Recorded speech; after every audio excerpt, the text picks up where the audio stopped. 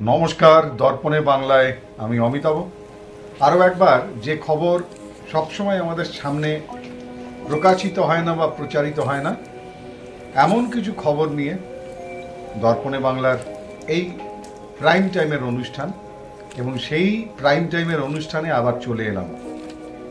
আজকের প্রাইম টাইমে অনুষ্ঠানের এমন একটা খবরকে নিয়ে আলোচনা করব যে খবরটার সঙ্গে জড়িয়ে আছে 90-এর দশকের পর থেকে বেড়ে ওঠা প্রায় অধিকাংশ ছেলে মেয়েদের জীবনের একটা দুর্লভ বা দামি মুহূর্ত। হ্যাঁ, ছোটবেলায় কার্টুন দেখেননি বা কার্টুনের প্রেমে পড়েননি এমন মানুষের সংখ্যা খুব কম আছে। সেই কার্টুন সব যে একেবারে কল্পনা থেকে তৈরি হয়েছে এমনও কিন্তু নয়। একেবারে সত্যিকারের একটা চরিত্রই ফুটে উঠেছিল কার্টুনে, এবং সেই মর্মান্তিক সত্যি অনেকেই জানেন না যে কার্টুনকে কেন্দ্র করে, যে কার্টুনের অন্যতম নাম ডোরেমন। আজকে এই খবরটাই আপনাদের সামনে তুলে ধরব। এটা কোনো গল্প কথা নয়, এটা বাস্তব একটা সত্যি। আর সেই সত্যি ঘটনাকেই পরবর্তীকালে কার্টুনে রূপান্তরিত করেন বিখ্যাত কার্টুন নির্মাতা এবং লেখক ফুজিও। আসলে জাপানের একটি শহরে নোবি বলে একটি পরিবার থাকত। এই নোবি পরিবারের ছেলেই হচ্ছে নোবিতা।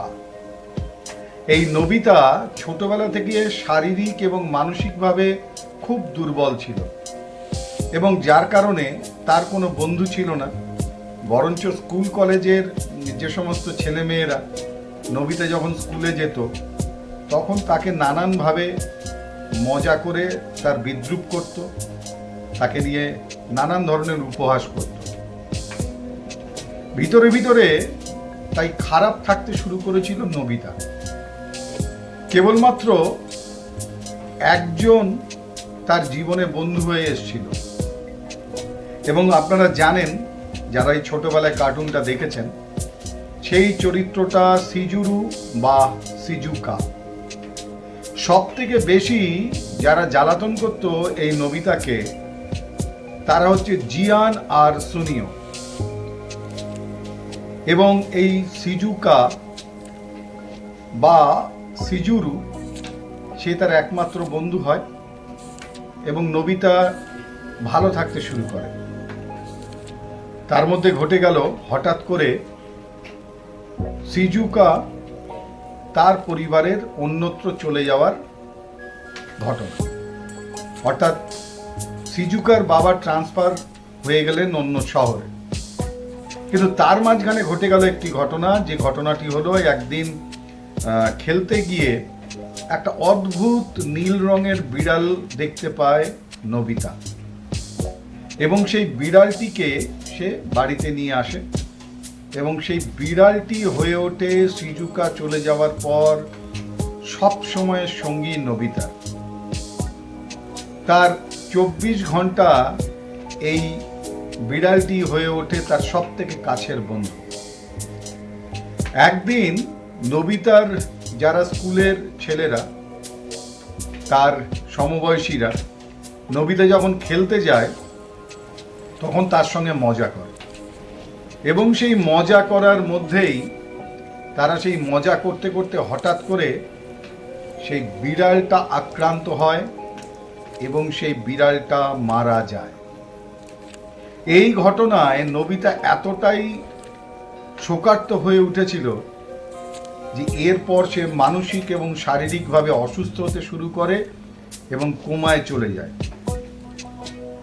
প্রায় 6 বছর কোমায় থাকে নোবিতা।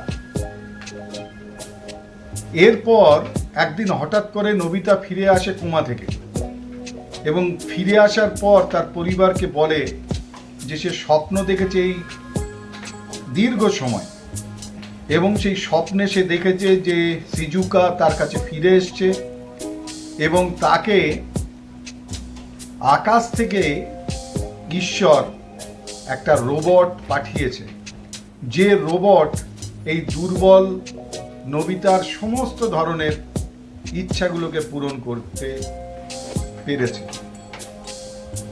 6 বছর কোমায় থাকাকালীন নানান ধরনের স্বপ্ন, সেই রোবট যা পরবর্তীকালে ডোরেমন এবং সিজুকা তা সেই হারিয়ে যাওয়া অন্যত্র চলে যাওয়া বান্ধবী বা একমাত্র বন্ধু, তাকে ঘিরে সে অসংখ্য স্বপ্ন দেখেছে, তার পরিবারকে জানায়। কিন্তু এগুলো জানার পর সে তখনও পর্যন্ত বিশ্বাস করছিল যে ডোরেমন বা রোবটটি সত্যি সত্যি বাস্তবে রয়েছে। কিন্তু সে যখন জানতে পারে যে ডোরেমন বা রোবট তার কল্পনা বা স্বপ্নের একটি অংশ মাত্র, তখন সুস্থ হয়ে যাওয়া নোবিতা আবার খারাপ থাকতে শুরু করে।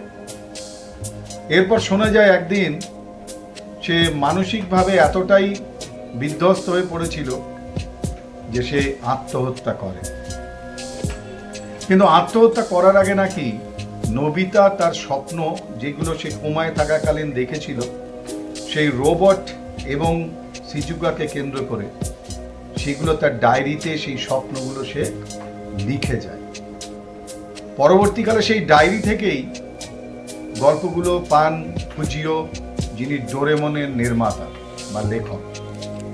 আবার অনেকে বলেন যে এটা এক ধরনের মানসিক রোগ, নোবিতা মারা যায়নি, নোবিতা অন্যত্র কোথাও চলে যায় এবং কোমা থেকে ফিরে আসার পর অলিক কল্পনা বা স্বপ্নগুলোকে সে মনে করত বাস্তবের চরিত্র, এবং সেই বাস্তবের চরিত্র মনে করে সেই স্বপ্নগুলোকে বাস্তবের সঙ্গে মিশিয়ে দিতে চাইত।